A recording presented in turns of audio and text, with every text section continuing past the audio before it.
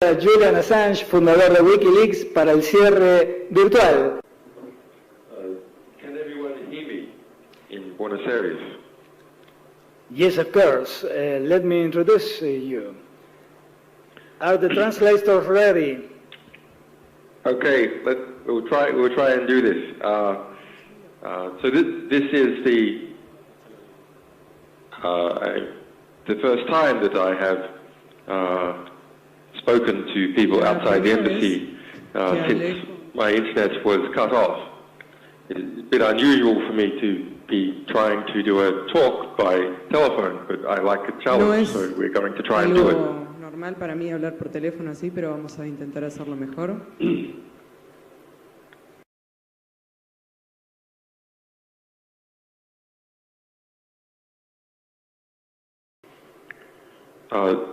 First of all, thank you to the Computers Workers Union who've put this event together and organized it.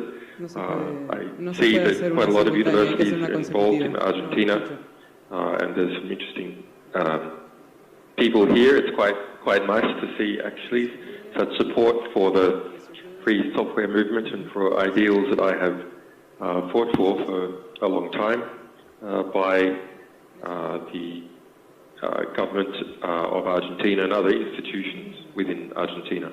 Please, Julian, give us just a minute to explain to the public here what is happening exactly. Could you give us a minute? Okay, well, thanks. First of all, let me just introduce myself. Okay. Go ahead. My name is Julian ASSANGE. I'm the editor and founder and publisher of WikiLeaks. I have a technical training. I taught myself to program when I was 13 and became a computer hacker or explorer of the world when I was quite young from Australia.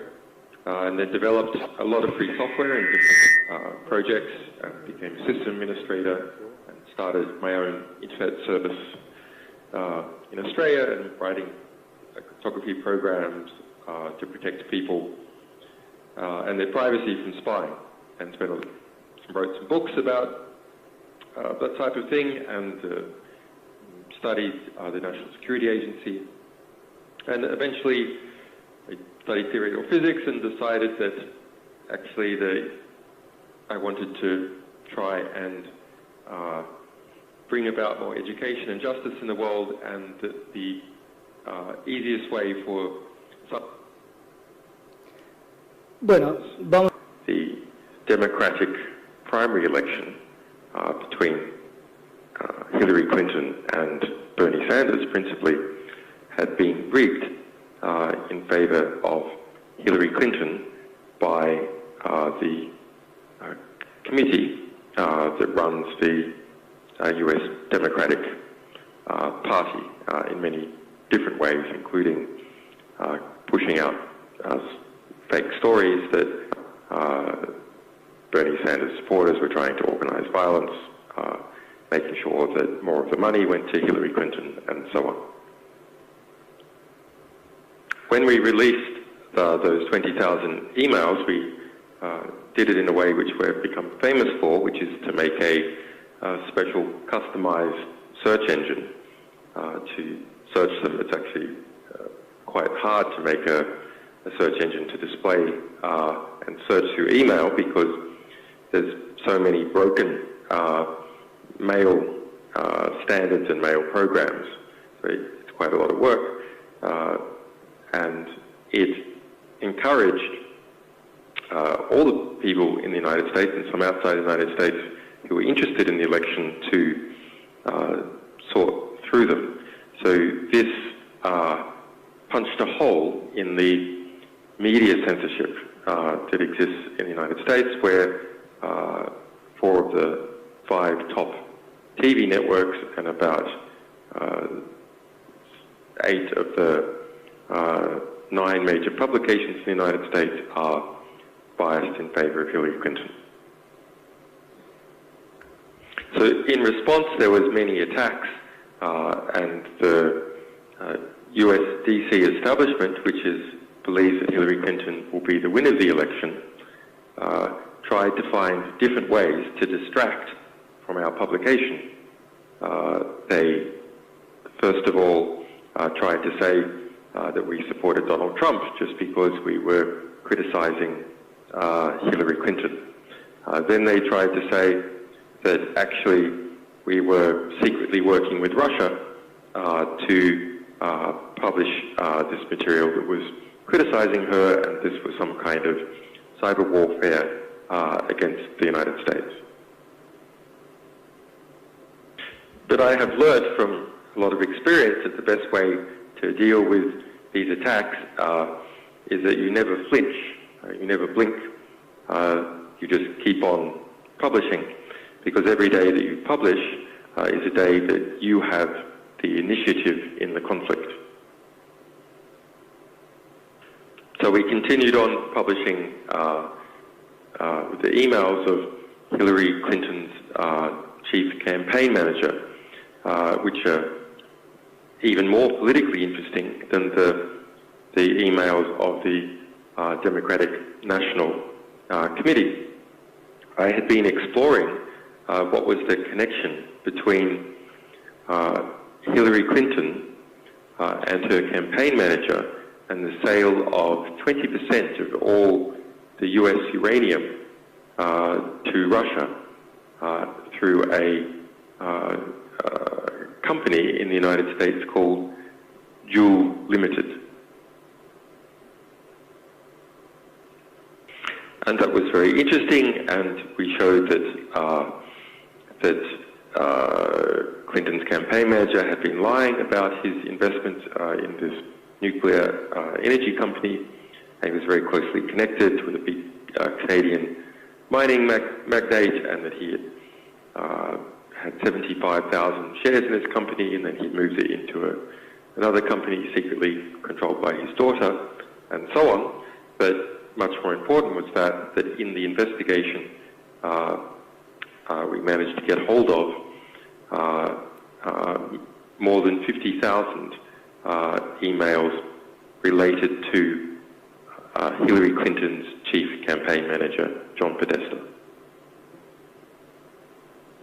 So this time we started a different strategy, which was to write an algorithm called the stochastic terminator, which is designed to be unpredictable and to adjust how much it publishes and what it selects based upon what we as human beings suggest to it, but also based upon what it reads in the news. And so it selects the emails to be published and publishes them each day, and we started doing that on the 7th of October. And this really whipped up a crazed hornet's nest atmosphere in the Hillary Clinton campaign and in all the establishments that are backing her. Now, we always had the analysis that Hillary Clinton will win for sure. We've had that analysis from more than 12 months ago. But she has pulled around her every single establishment in the US, the intelligence agencies, the neoconservatives who started the Iraq War, the weapons manufacturers, the big banks and investment companies like Goldman Sachs, most of the middle class, and most of the media. And so now we have all these people, all these establishments trying to defend Hillary Clinton from being exposed as having many corrupt relationships. So they started attacking our servers with denial of service attacks and attempted hacking attacks.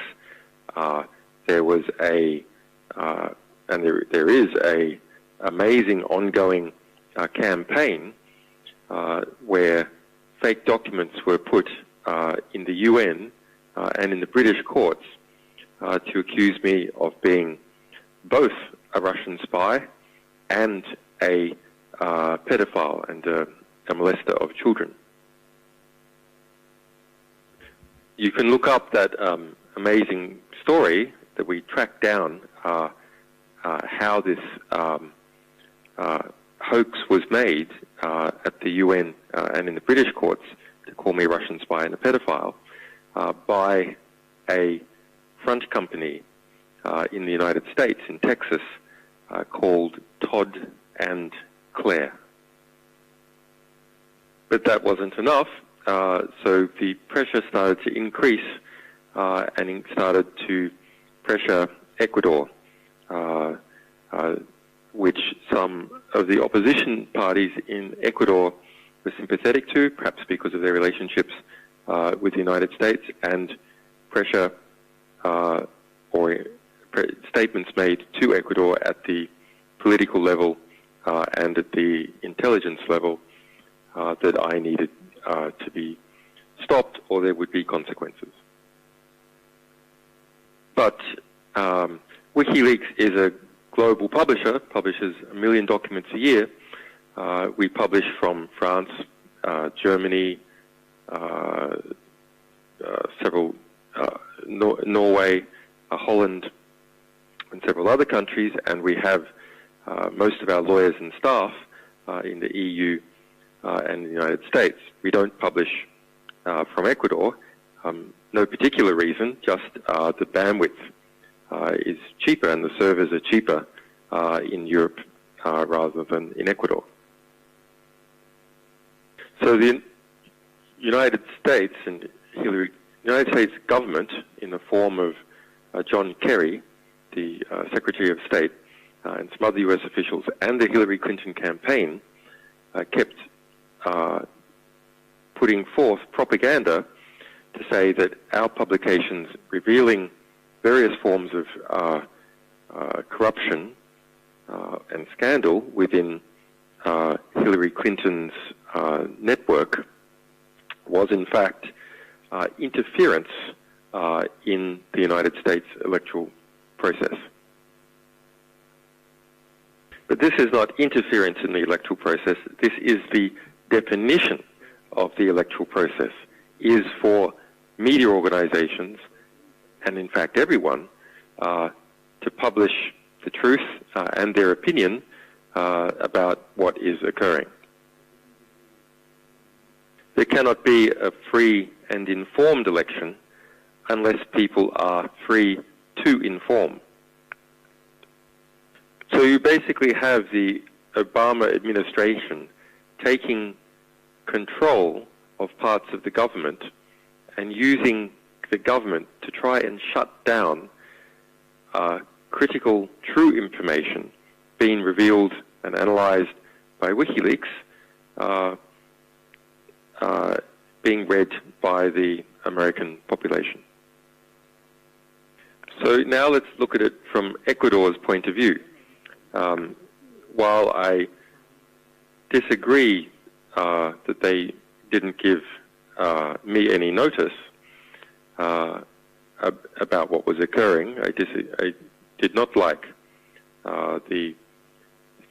how it was done. I am very sympathetic as to the concern that the Ecuadorian state had. Ecuador, like most states that are not empires, has a policy of non-intervention in the interior processes, including elections, of other states. Now, it makes perfect strategic sense why small states should have such a policy, because if they do not have such a policy, larger states can use that as the excuse to intervene in their affairs or their elections. So here we have a dilemma. On the one hand, WikiLeaks is a publisher that doesn't publish from Ecuador, and it is a publisher. Its duty and its obligation is to publish everything that is true that it can get its hands on about a very important election that is occurring right now in the United States. On the other hand, the big TV networks in the United States, with the exception of Fox, are controlled by Clinton supporters, and the U.S. intelligence establishment, which is also aligned to Clinton, pushing statements before the public that WikiLeaks publishing about the U.S. election is interference in the U.S. election, which is false, but nonetheless it is a claim that has been made very loudly in the U.S. And this claim, although false, could be used to legitimize the United States interfering in Ecuador's election next year. Now, of course, we actually publish from Germany, France, Holland, Norway, and so on. The United States has, as far as we're aware, not tried to apply significant country pressure to those countries. But I am a symbol as the ideological leader of WikiLeaks, and that symbol is being protected as a political refugee by the state of Ecuador. So they think they can go after the symbol, and they think they can bully or try to bully Ecuador because it is a state in Latin America that's not the size of Brazil. So we end up with a strategic position by Ecuador that the Internet Embassy is shut off until the end of the election, so that Ecuador's policy of non-intervention can't be misinterpreted by actors in the United States and even domestically in Ecuador. Of course, I don't agree with it, but I understand it. And Ecuador has been strong in many other ways, giving the asylum in the first place, and also continuing to resist quite strong pressure from the United Kingdom, the United States, and Sweden to cast me out into the streets and be arrested. And if I just compare, so as I said, what the government's position is, about half the opposition parties that will be going into the Ecuadorian election next year in February say that they also will protect my asylum.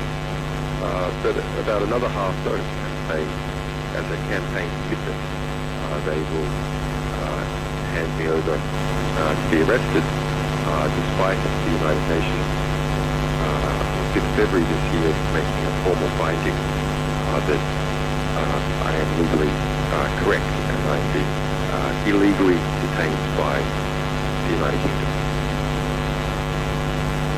But WikiLeaks is you could ask what type of dog is a different company or organization, and WikiLeaks is one of these fighting dogs that has a lot of energy and runs around fighting all the time. It is built to fight. It loves nothing more than to fight. And so when my internet was cut off, of course, we had long ago made strategic contingency plans for exactly this situation. So despite bombs raining down on us from statements by high U.S. officials, media and so on, this is exactly the sort of situation that we enjoy. And so there was not even a one-day pause.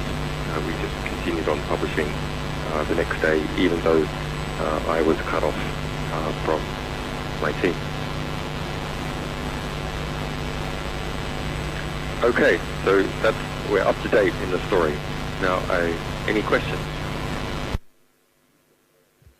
Para nuestro equipo técnico que hizo lo imposible para sacarlo. As I said, that it has long been our analysis that Hillary Clinton will win the election because she has all the establishments on her side, and we can see that in terms of polling. If someone like Donald Trump, who has a great many problems, I'm sure all of you are aware of it, but if he managed to get up near the 48-50% level of the polling, which he has on just 2 occasions across the different polls, united, then immediately those big media networks and the funders get together and smash him back down. So I don't think there's any chance of Donald Trump winning the election. That would probably be bad inside the United States. It would probably be good outside the United States. But even with the amazing material that we are publishing and will continue to publish, because even though we publish it and there's a lot of people on the internet reading it directly, most of the media organizations in the United States are very strongly aligned with Hillary Clinton for 2 reasons, really. A lot of them are owned by big businesses, which are owned by banks, which are aligned to Hillary Clinton, and the other is a class reason. Most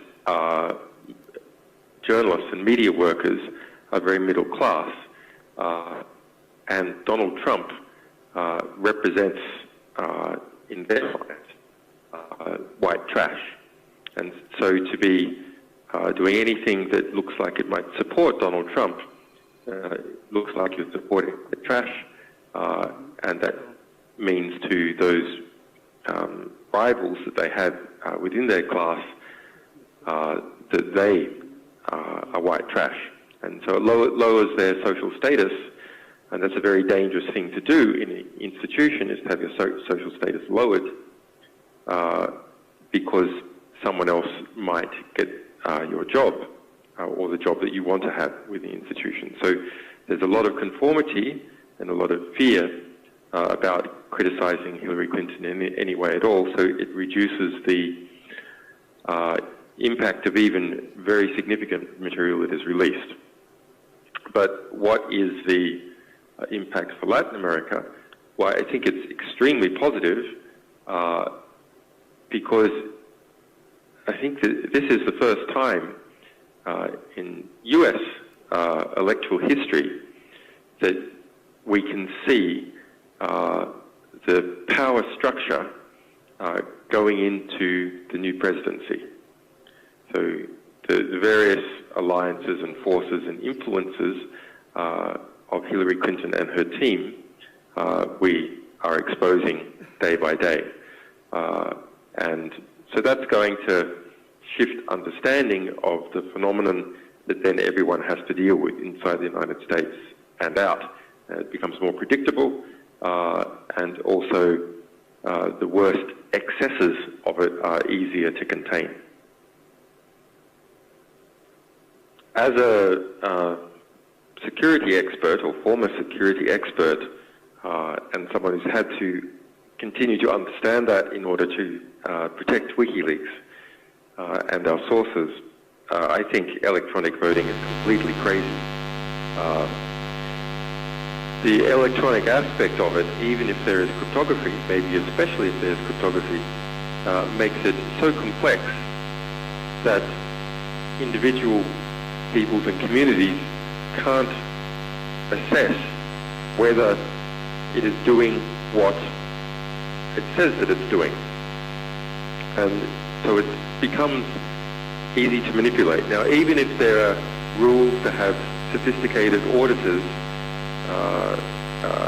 external auditors auditing what has been done with random checks and so on, we all know the reality that once those rules are set up for auditors, gradually they are, the funders or the auditors get lazy, and they gradually start to disappear, and those people who want to manipulate the system understand the abilities and limitations of the auditors more and more as time goes by. So I think electronic voting is completely crazy for national elections.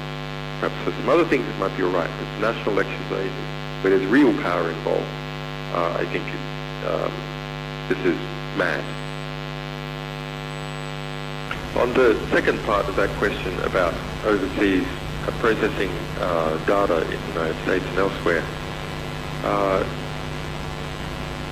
obviously information, if it's in US jurisdiction, is accessible to US authorities. However, that said, it might even be more accessible if it's not in US jurisdiction, because they hack it and steal it anyway. So this issue of the breakdown in areas of jurisdiction or areas of sovereignty is a much broader issue, which is causing a disappearing of effective borders, a blending in or a merging in of different states with each other. There's a lot of benefit to that, but on the other hand, it seems quite likely that the largest, most powerful electronic states, like the United States, maybe like China in a few years, will be able to hold and gather together critically important functions of other countries, and then we'll be able to squeeze these functions, both in terms of obtaining data from them, but possibly more importantly, in terms of demanding fees in court cases, or simply cutting off access.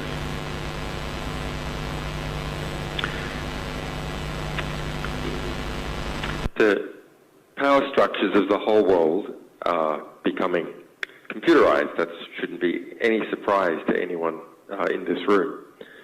And therefore we, as technological workers, can have a unique ability to shape the power that is to become, and not simply be useful idiots, which is how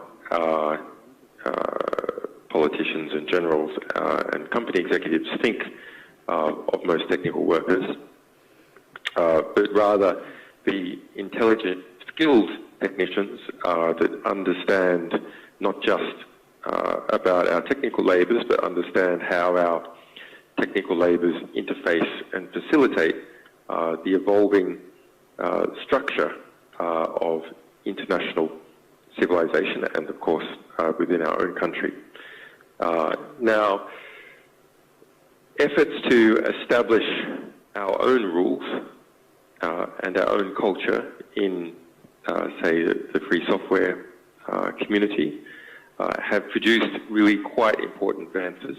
But at the same time, some of those advances, like free software, are also being treated as a common and gobbled up by ever larger corporations like Google, or ever more abusive mega government institutions like the National Security Agency, which uses Linux and free software all over the place. That's nothing for us to be proud of, that the fruit of our minds is being used in that way. That's rather something to be ashamed of, that the fruits of our mind can be taken and repurposed in a way to make the world that we live in less free and less humane. So WikiLeaks is the vision that I had for using my technical skills to do something about some of these problems, but there's many other ways in which one can do it. I think the important thing is to kind of look at what is happening in the world as the rest of the world's power structures coming into our domain, and try and thereby exercise some influence over the situation, rather than seeing our domain as something that is being gobbled up by these existing power structures. It is a very important question. One of the major power elements in society, one which shapes our thinking about the problems that we have, and our solutions to our problems can only be as good as the clarity of our thinking, is of course the media, the mass media. And we're also shifting into control from social media. So why social media and easy internet publishing has broken through a lot of the censorship on behalf of various establishments that the mainstream media has been performing. At the same time, there is consolidation in the owners of social media that is leading to various forms of censorship. There's a great book that's been published in Argentina. I think it's in Argentina, it's definitely in Spanish, called Wikimedia Leaks, and that is an analysis of the Latin American media, looking at the cables that WikiLeaks published, showing the relationships between the US State Department and the various media oligarchs in Latin America. Now, why did a separate book have to be published on that?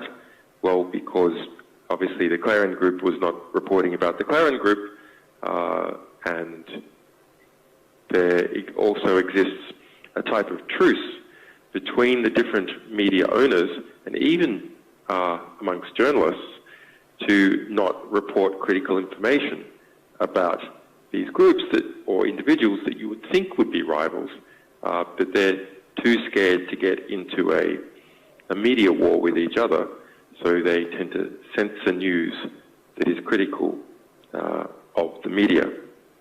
Now, in the one of the things most remarked on by our recent publications about the DNC and Hillary Clinton's campaign is how many unethical journalists were exposed. So journalists who were checking to make sure that Hillary Clinton was, or Hillary Clinton's campaign manager was approving of what they wrote, private parties with more than 65 different journalists where they didn't report on anything that happened at the party, with Hillary Clinton or her campaign manager John Podesta cooking together and so on. But you're right, the full archives of the New York Times or the Clarion Group or CNN would make a very big difference to people's opinion and help to understand those power networks. We did it for Sony Corporation. Sony Corporation, while it's not a news corporation, is a media corporation. And that showed very interesting things. For example, that Sony tried to do a deal with UK Prime Minister David Cameron at the time of the Scottish referendum in 2014 to not air a TV series which was pro-Scottish until after the referendum. So he met with David Cameron, and that was their strategy letter going into that meeting. They wanted to do that, and what could they get from Cameron? Well, they could get some tax concessions from the UK Prime Minister in exchange for killing off this TV series about Scotland, which would increase Scottish nationalism. So those sorts of games are at play in all the big media groups. De acá de la Asociación Gremial de Computación. Gracias también a nuestra compañera traductora, ha hecho un impecable trabajo. Thanks guys. Stay strong.